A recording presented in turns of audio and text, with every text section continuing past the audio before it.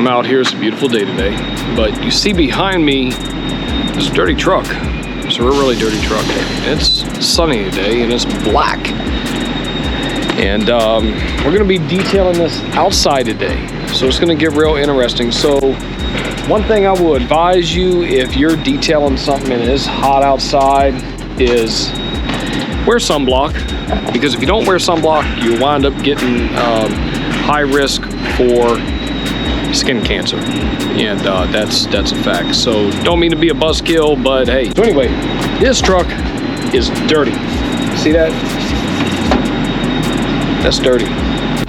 See that? It's filthy. Woo, yeah. Yeah. See that? See that? See that? Oh yeah. Oh yeah. Oh yeah. It's awesome, doesn't it? So anyway, it's gonna look a lot better after it's done. Yeah. See that? I don't think it's been washed in a while. What do you think? I don't think so. So, let me go ahead and get everything set up. I'll be right back here in just a flash. The first thing to do in this situation is to figure out what are you gonna wash it with and evaluate it.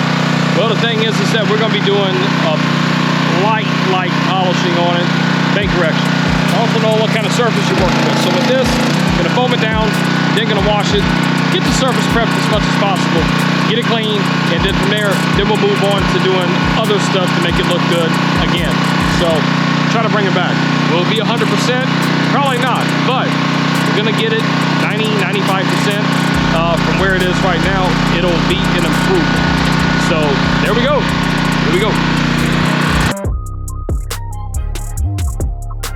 Okay, so just got finished working on this truck, and as you can see, it looks good for today. We're gonna have to come back and work on a few other things like the aluminum tank, and also the windows a little bit more. But what is done today is all the paint.